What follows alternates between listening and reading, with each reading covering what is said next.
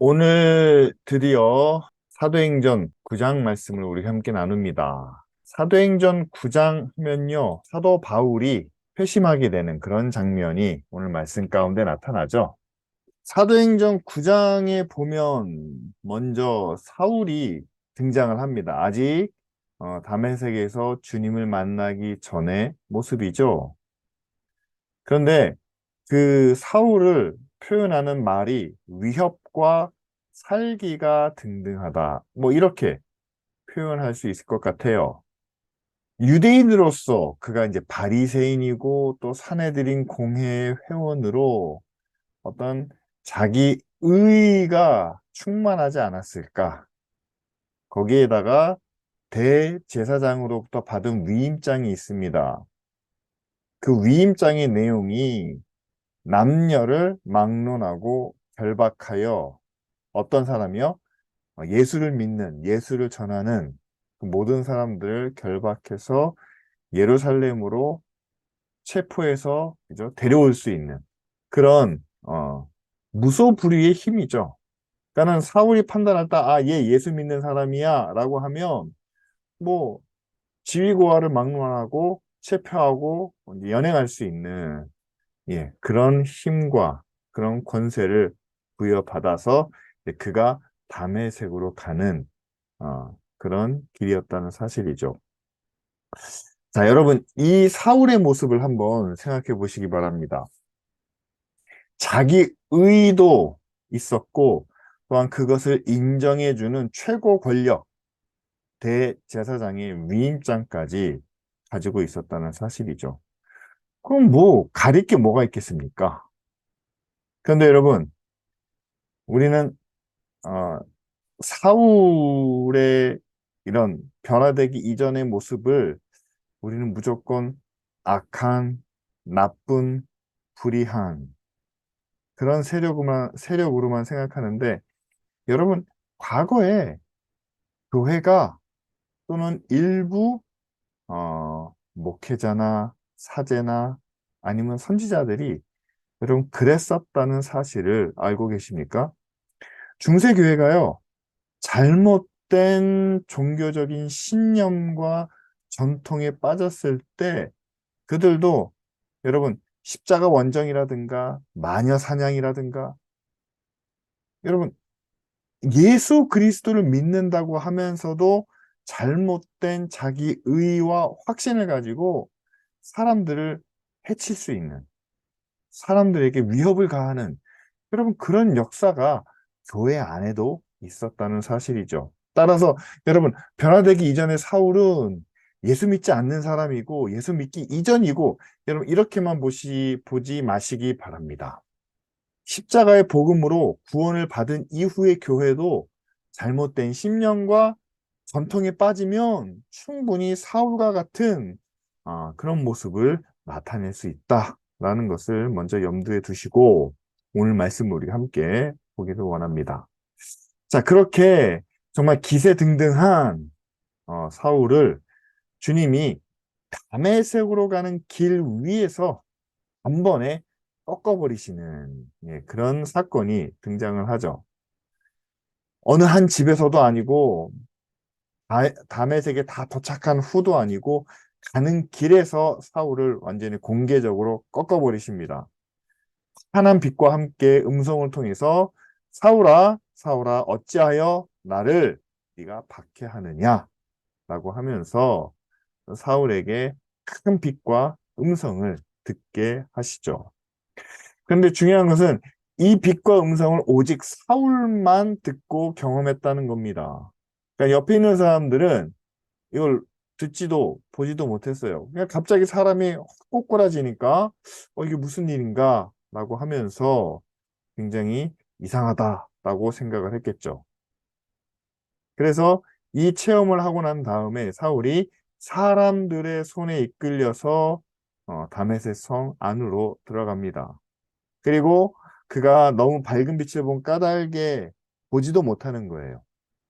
보지도 못하고 그 다음에 그가 사흘 동안 먹지도 않으면서 자기가 들은 음성과 그 빛을 놓고 생각하면서 또 그도 여호와 하나님에 대한 신앙이 있기 때문에 그것을 깊이 묵상하고 기도하는 가운데 있었다는 사실이죠. 분명히 들은 음성에는 주여 누구십니까? 라고 물어봤을 때 나는 네가 핍박하는 바로 예수다.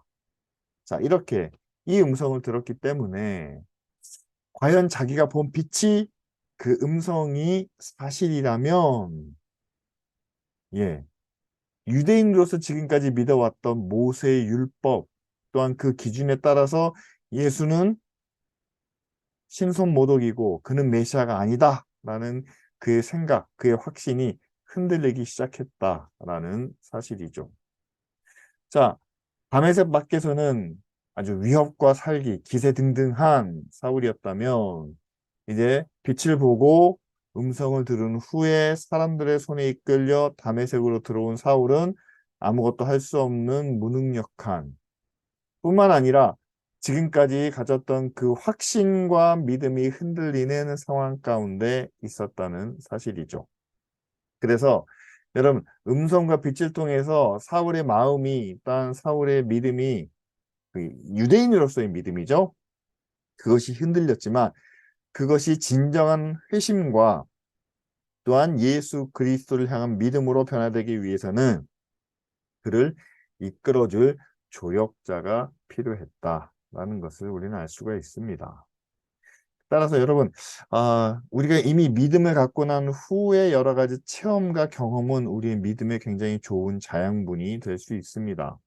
하지만 온전한 믿음을 바르게 갖지 못한 상태에서 그냥 체험만으로는 그것이 우리의 삶의 변화를 가져오거나 또한 온전한 믿음으로 성숙되는 예, 그 길로 나아가기 위해서는 인격적인 사람의 도움이 필요하다는 사실이죠. 그래서 교회가 필요한 이유가 그렇습니다. 교회가 모든 것을 다 해주고 모든 것을 다 챙겨주고 모든 것을 다 뒷받침해 주는 것은 아니지만 그러나 여러분들이 어떤 믿음의 경험 또한 여러 가지 사건들을 만나고 또한 마음에 어떤 변화가 있을 때에 그것을 바른 길로 인도해 주고 또한 그 믿음 안에 온전히 설 수 있는 그 길을 가이드해 주는 역할이 바로 교회의 사명이라는 거죠. 그래서 이 사울에게도 하나님께서 누구를 보내시느냐? 다메섹에 있는 하나님의 사람, 여기서 우리가 선지자라고 봐야 되겠죠? 아나니아를 이제 사울에게 보내십니다. 그래서 먼저 아나니아에게 환상을 통해서 말씀을 주시죠. 어떻게 말씀을 주십니까? 어, 다메섹에 가면 5사람 사울이 있는데 그를 찾으라. 그가 지금 기도하는 중이다. 라고 말씀하십니다.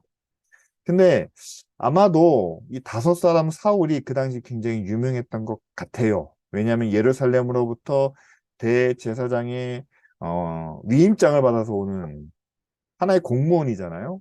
자, 그런 그 사람이 오는데 그 사람이 믿는 사람들에게 교회를 향하여 적지 않은 피해를 입혔고 또 모든 사람을 체포해서 연행할 수 있는 권한까지 받았는데 그런데 아나니아는 예수를 믿는 사람이었기 때문에 우리에게 피해를 입히는 우리의 적이기도 했고 또한 지금까지 많은 사람들에게 해를 입혔기 때문에 좀 개인적으로 생각한다면 원수 같은 사람 아닙니까? 그렇게 봤기 때문에 아나니아는 처음에 사울에 대하여 거부 입장을 분명하게 나타냅니다. 그에게 가기 싫다는 말이죠. 그러나 15절과 16절에 환상을 통해서 주님이 확실하게 말씀을 주십니다. 가라, 이 사람은 내 이름을 이방인과 임금들과 이스라엘 자손들에게 전하기 위하여 택한 나의 그릇이고 그가 내 이름을 위하여 얼마나 고난을 받아야 할 것을 내가 그에게 보일 것이다. 라고 이렇게 말씀하시죠. 여기서 두 가지 중요한 것은 택한 나의 그릇이다 라는 그런 표현이죠. 이건 사울을 앞으로 하나님께서 어떻게 사용하실 것인지를 분명하게 말씀해 주시는 것이고 또한 하나님이 사울을 들어서 이제 나중에 바울로 바뀌죠. 사울을 들어서 사용하실 텐데 여러분, 하나님이 사용하신다 그러면 우리는 믿음의 위대한 사람들, 아브라함을 사용하시고, 모세를 사용하시고, 다윗을 사용하시고, 다 하나님께서 이스라엘의 위대한 사람으로 최고의 위치, 가장 뛰어난 지도자로 우리는 그런 모습을 예, 생각을 하죠. 그러나 사울도 마찬가지로 하나님께서 하나님의 구원을 위해서 택한 하나님이 사용하시는 그릇이다 라고 말씀하셨지만, 그러나 내 이름을 위하여 얼마나 고난을 받아야 할 것을 내가 그에게 보이리라 라고 말씀하십니다. 그러니까 하나님께 쓰임은 받지만 그러나 동시에 그 고난도 함께 받아야 한다라는 것을 분명하게 말씀해 주고 계시죠. 따라서 여러분, 하나님이 택하여 사용하시는 하나님의 그릇, 하지만 그 그릇이 담고 있는 복음과 진리와 생명으로 인해 얼마나 많은 고난을 받아야 하는지, 사실 이것이 사울에게 주어진 사명이고 책임이고 또한 그에게 주어진 십자가였다라는 사실입니다. 그런데 우리가 이미 7장에서 한번 봤어요. 사울이 어떤 위치에 있었습니까? 스데반이 순교할 때 그 피에 대한 책임을 자기가 지겠다라고 했던 사람입니다. 따라서 오늘 아나니아가 말하는 것처럼 사울은 고난과 핍박의 가해자였죠. 교회에 또한 믿는 사람들에게 피해를 입힌 그런 가해자였습니다. 그런데 하나님은 그 가해자를 선택하여 오히려 그 반대 입장에서 고난을 받는 사람, 핍박을 받는 자리에 서게 하시는 그런 계획을 말씀해 주고 계시는 거죠. 근데 여러분, 가해자가 피해자의 자리에 서게 되면 어떤 일이 생기는지 아십니까? 이제 피해자의 입장에서 본인이 당하는 그 고난과 아픔과 어려움과 이 모든 것에 대하여 부인하거나 또는 외면하거나 피해 다니거나 불평하지 못한다는 사실입니다. 나중에 바울이 사역하면서 본인이 돌을 맞을 때도 고난을 당할 때도 감옥에 갇힐 때도 한마디도 불평하거나 또 그것을 피하거나 그것을 부인하지 않았습니다. 왜 그럴까요? 저 같았으면 하나님 왜 저한테만 그러세요? 라고 말할 수도 있을 만한데 바울은 전혀 그렇지 않았다는 거죠. 왜냐하면 본인이 그 핍박을 가했던 과거에는 본인이 가해자였기 때문에 이제는 그 고난을 피해서도 안 되고 외면하지도 못하고 또는 불평과 원망도 전혀 하지 못하는 그런 사역자가 되었다라는 사실이죠. 저는 여기서 함께 생각해 보고 싶은 주제가 하나 있습니다. 뭐냐면 여러분, 초대교회에서는요, 하나님이 바울을 선택하여 사용하셨습니다. 그런데 바울을 세우시기 위해서 오늘 말씀에는 아나니아라는 사람을 통해서 바울이 회심하는데, 바울이 예수 그리스도의 제자가 되고 십자가를 감당하게 되는 그 변화에 있어서 아나니아를 사용하셨고, 그리고 이 나중에 이제 바울이 공식적인 사역을 시작하게 될 때 바울이 주변 사람들에게 인정받게 하기 위해서는 이제 바나바라는 사람이 또한 필요하게 됩니다. 그렇다면 우리 시대에 바울이 누구냐라고 한다면은요, 우리 시대의 바울은 정말 뛰어난 능력과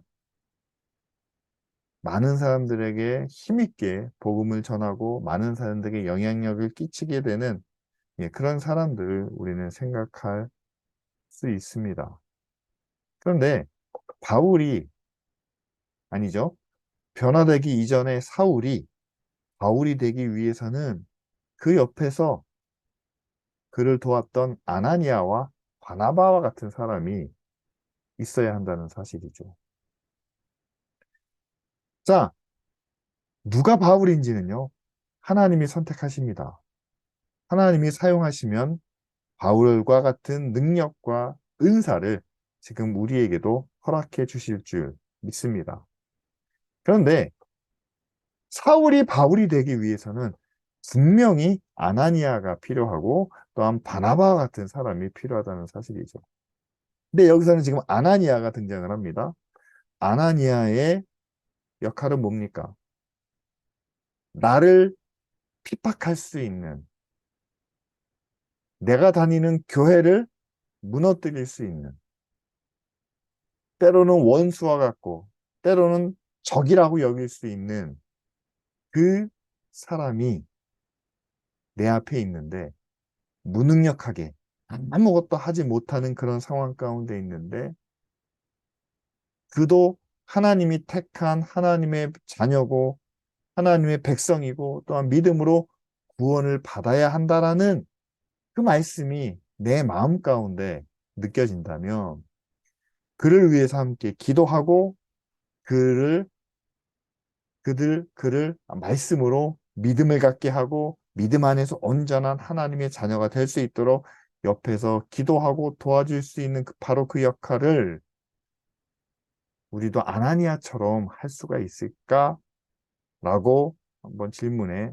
봐야 한다는 사실이죠. 여러분, 아나니아가 한 일은요, 아직 사울이 얼마나 대단한 앞으로 바울이 돼서 얼마나 대단한 역할을 할지는 말씀을 통해서만 알고 있지 실제로 그런 사람은 아닙니다. 아나니아가 만난 사울은 그냥 무능력하고 아무것도 하지 못하는, 눈도 보지 못해서 장애를 갖고 있는 그런 무능력한 사람이에요. 그러나 하나님이 그를 사랑하시고 그를 쓰시겠다라고 했을 때 그에게 가서 하나님의 말씀을, 하나님의 능력을, 하나님의 은혜를 그냥 베풀었던 그런 사람입니다. 그렇다면요, 우리도 사실은 우리 시대에 누가 사울이고 누가 바울이고 누가 택한 그릇인지 우리 눈으로는 알 수 없다는 사실이죠. 다만 성경에서 우리에게 모든 민족으로 제자를 삼고 땅끝까지 가서 복음을 증거하라 라고 하셨기 때문에 우리는 누구에게나 복음을 전하고 증거해야 될 그런 사명을 받았습니다. 그렇다면 우리가 가장 전하기 싫은 원수 같은 우리의 적이 될 수 있는 사람들에게 우리가 말씀을 전하고 복음을 통해서 그들의 마음을 변화시킨다고 했을 때, 여러분, 우리는 우리와 가까운 사람, 우리와 친한 사람, 또한 우리에게 좀 우호적인 사람들에게 하고 싶은 마음이 있지, 전혀 우리에게 피해를 입힌 사람들에게는 복음을 전하고 싶은 마음이 없다라는 거죠. 따라서 여러분, 아나니아의 반응은 너무나도 당연한 겁니다. 저 사람은 우리에게 많은 피해를 입혔습니다. 따라서 나는 저 사람에게 복음도 전하고 싶지 않고 사랑도 주고 싶지 않고 어떤 은혜도 베풀고 싶지 않습니다. 하지만 그들을 향해서 하나님이 저들은 내가 택한 그릇이다 라고 말씀하신다면 우리가 그들에게 우리가 해야 할 증인의 사명을, 은혜와 사랑을 나눠야 되는, 섬겨야 되는 사명을 나타내야 한다는 거죠. 여러분, 따라서 우리가 우리나라에 있는 그 중동 난민들을 향해서 이런 마음으로 접근을 해야 된다는 겁니다. 이슬람이요, 기독교와 교회에 굉장히 많은 피해를 입힌 사람들입니다. 교회를 무너뜨리고 핍박했던 사람들이에요. 생명까지도 빼앗았던 사람들입니다. 따라서 우리는 그들에게 복음을 전하고 싶지 않아요. 그들을 쫓아내고 싶어요. 멀리하고 싶습니다. 하지만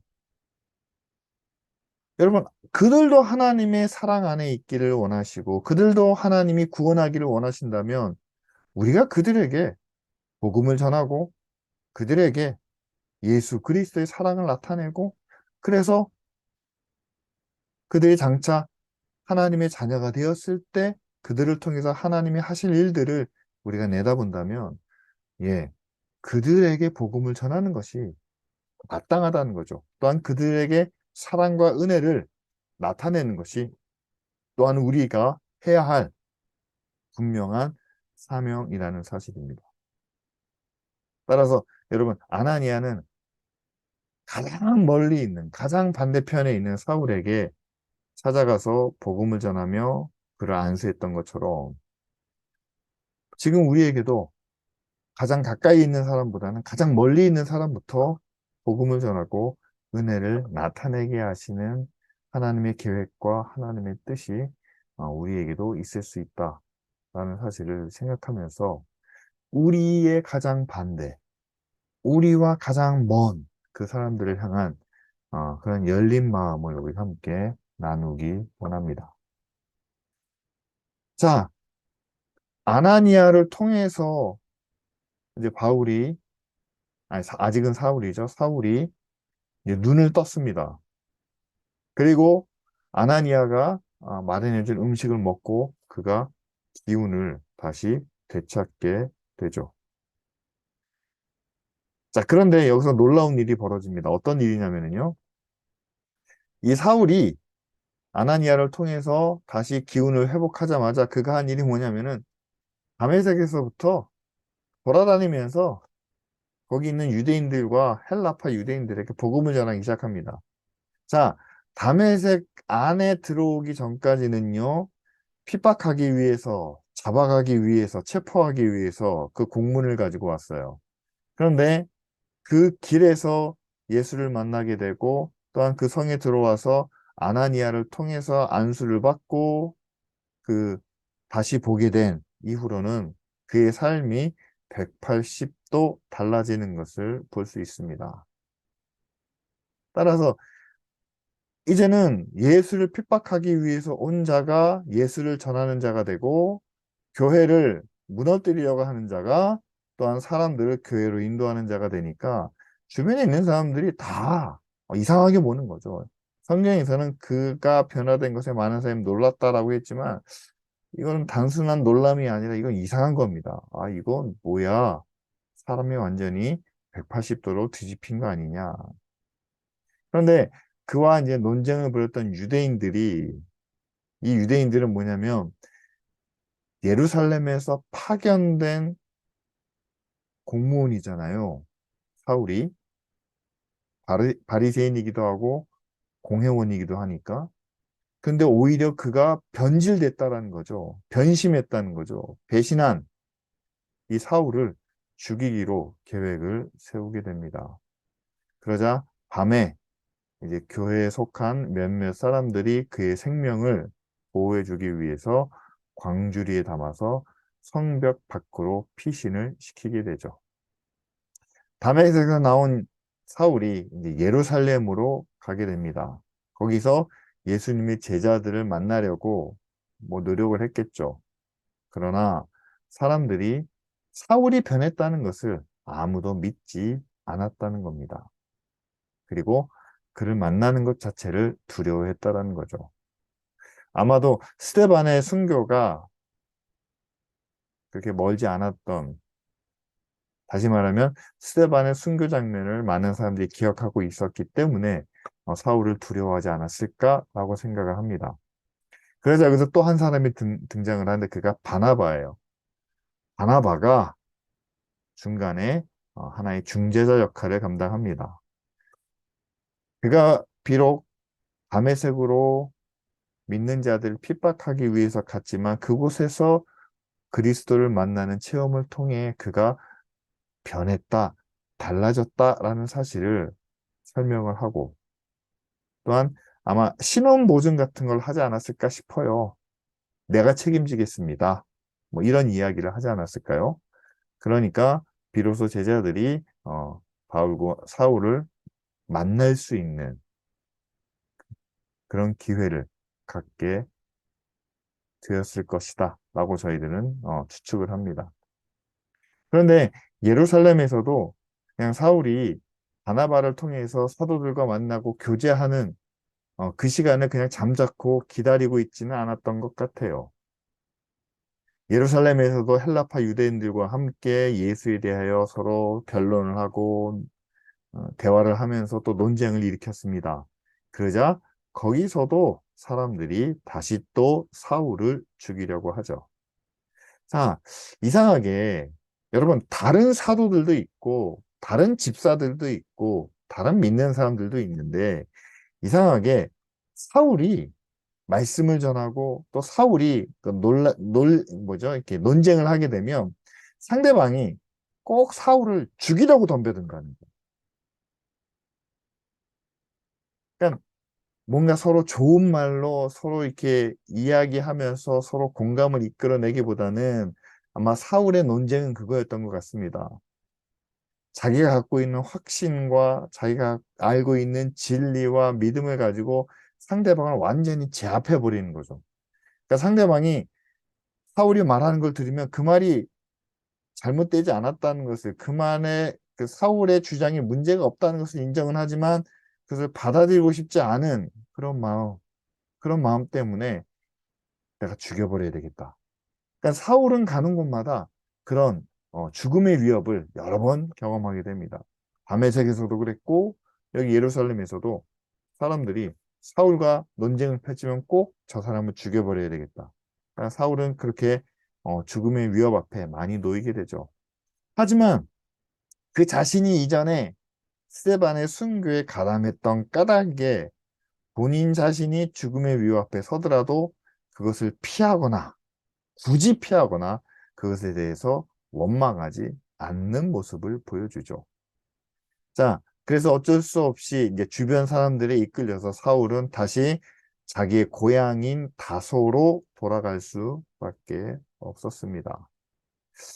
그리고 나중에 바나바가 이제 안디옥으로 파송을 받잖아요. 그러면서 다소에 있는 사울을 이제 바울이죠. 바울을 그 안디옥의 동역자로 이제 불러주기까지 거의 한 10년 넘는 시간을 그 다소에서 보내야 됐던 것으로 성경은 그렇게 이야기를 합니다.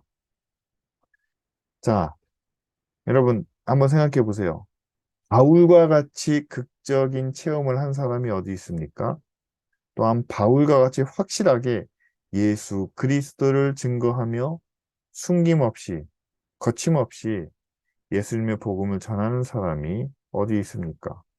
또 다메섹에서도 예루살렘에서도 죽음을 무릅쓰고 그렇게 예수를 열정적으로 증거했는데 실제로 이 바울의 사역은 다메섹과 예루살렘 그것을 그 짧은 기간을 끝으로 긴 휴식기를 갖게 하신다는 사실이죠.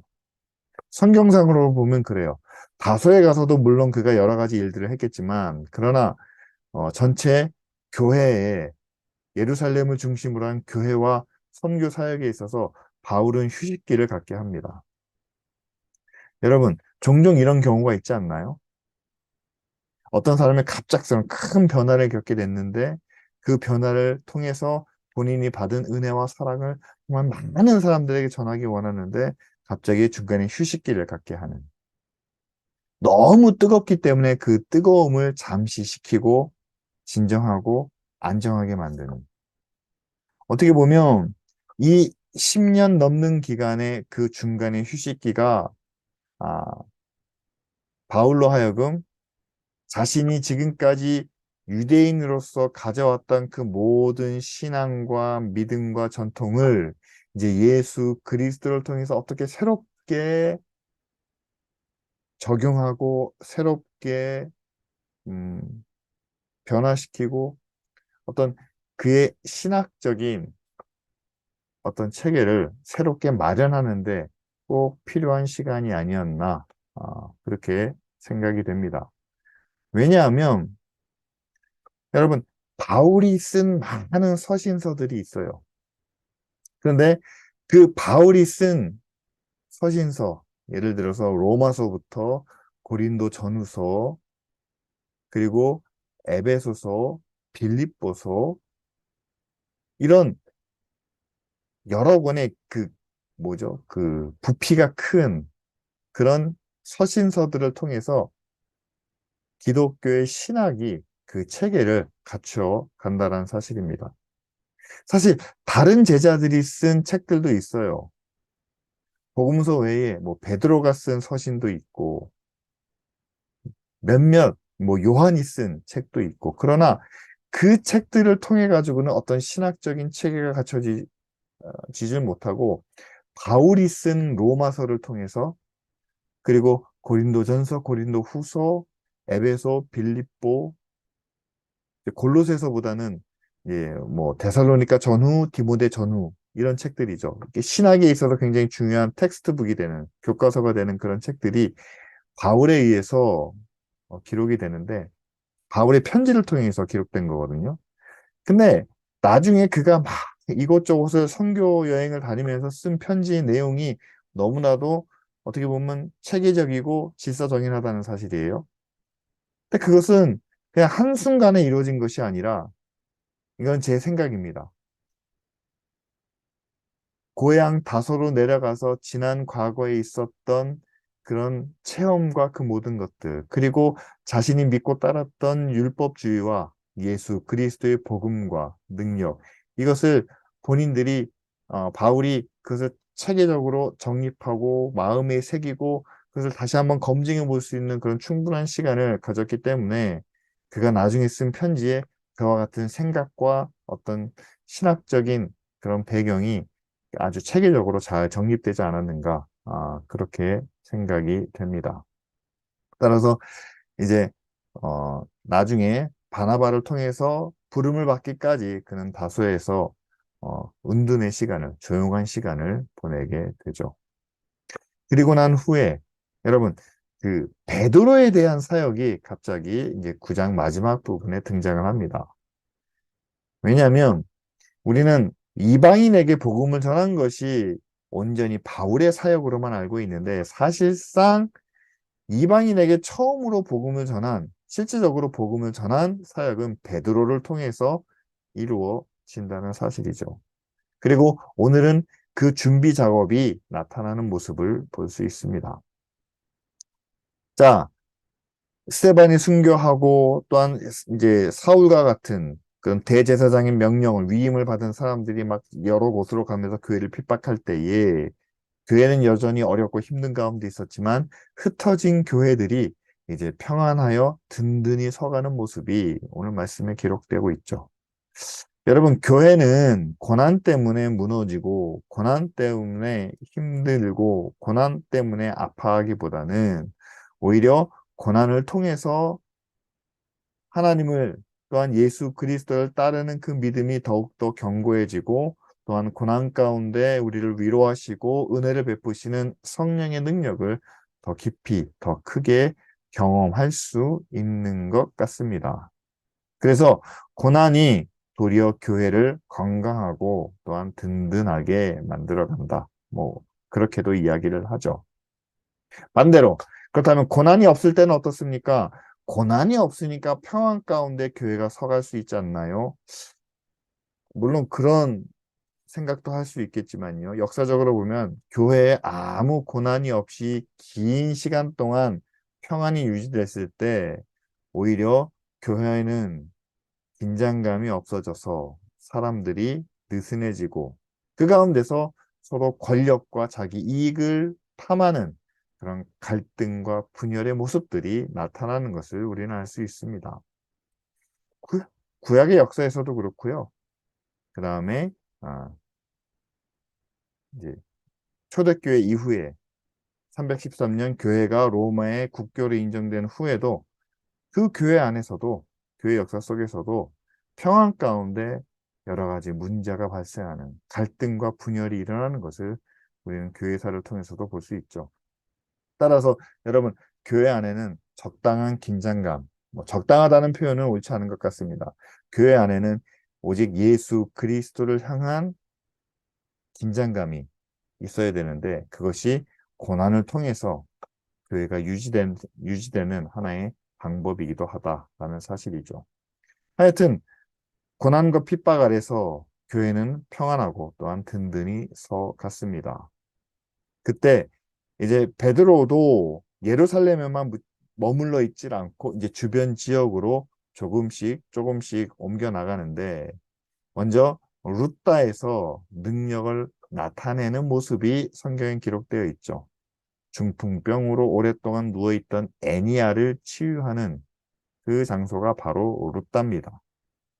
그리고, 그리고 거기서 조금 더 서쪽 그리고 북쪽으로 올라가서 요빠라는 지역에 다비다 또는 도르가라는 여인이 이제 죽게 되는데요. 그 시신 앞에서 기도할 때에 그 다비다가 다시 일어나 앉는 놀라운 능력이 나타나죠. 이를 통해서 많은 사람들이 어, 베드로를 통해서 예수 그리스도를 믿게 됩니다. 자, 근데 이것을 제가 지도로 한번 보여드리겠습니다. 나갑니다. 예루살렘에서 서쪽 이렇게 점선, 보라색 점선을 따라가세요. 가면 엠마오를 거쳐서 루따라는 지역이 나옵니다. 여기서 애니아를 치유해 주죠.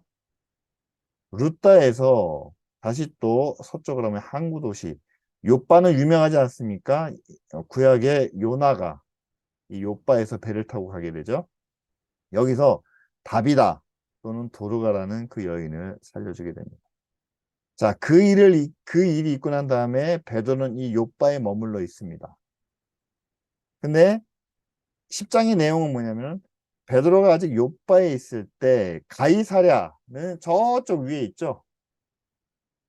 가이사랴 마리티마 뭐 이렇게 되어 있는데 자, 이 위쪽에서 동시에 이 요빠에 있는 베드로와 가이사랴에 있는 고넬료 이 두 사람에게 환상이 동시에 보이게 됩니다.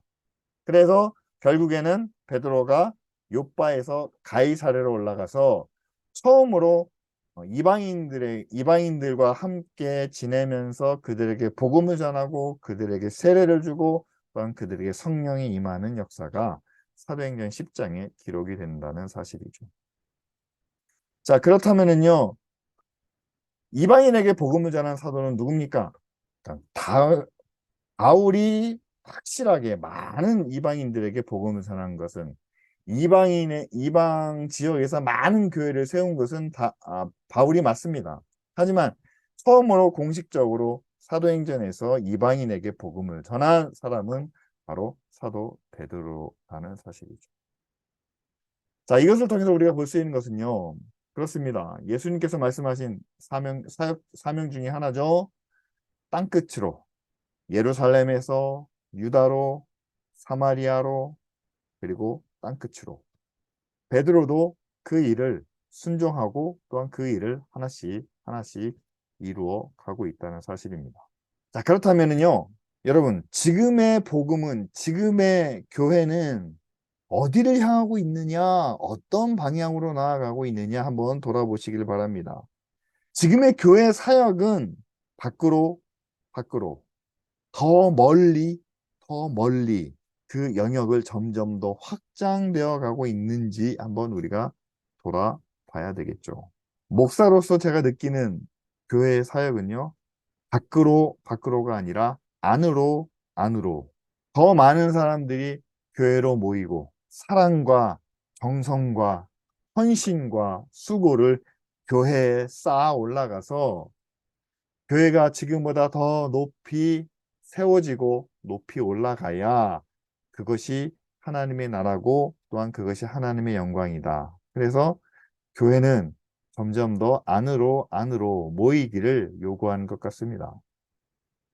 그런데 저는 하나님이 기뻐하시는 지금의 모습은, 우리의 모습은 안으로, 위로가 아니라 우리로 하여금 계속 복음을 들고 밖으로, 아래로 내려가게 하시는 것이 아닌가.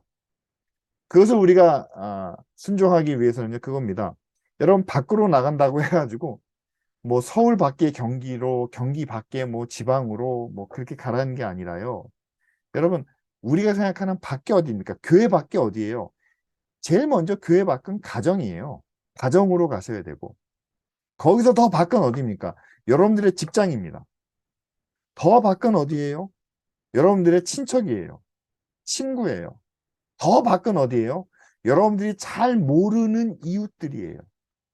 따라서 복음은 처음에는 가정에서 직장으로 직장에서 조금 먼 친척에서 잘 모르는 이웃으로 그렇게 나가야 된다는 거죠. 그리고 그렇게만 나가는 데 집중하는 것이 아니라 아래로 내려가야 되는, 그것이 예수님이 사역하셨던 그 방향이라는 겁니다. 그래서 여러분, 제가 아까 아나니아 이야기를 했습니다. 아나니아는요, 예수님의 음성을 듣고 가장 먼 사울을 찾아갔다는 거예요.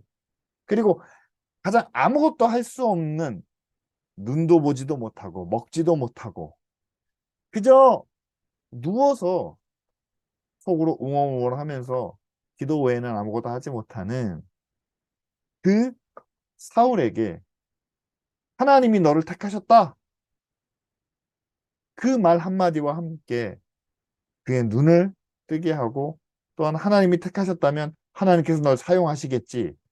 여러분, 그것 외에 뭐 다른 이야기를 해줬을까요?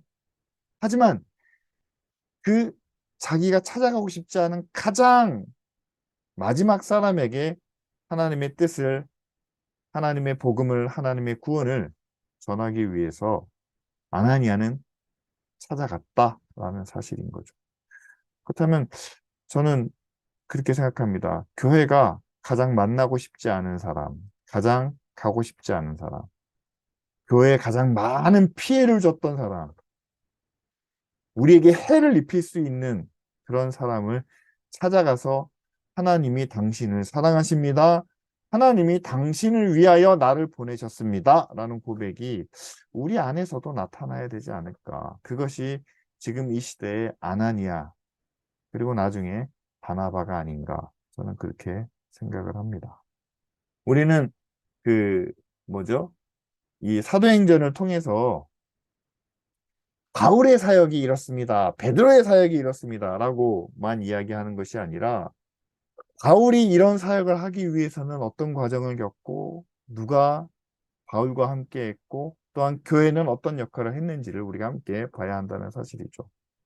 성경은 믿음의 위인에 대해서 기록하지 않습니다.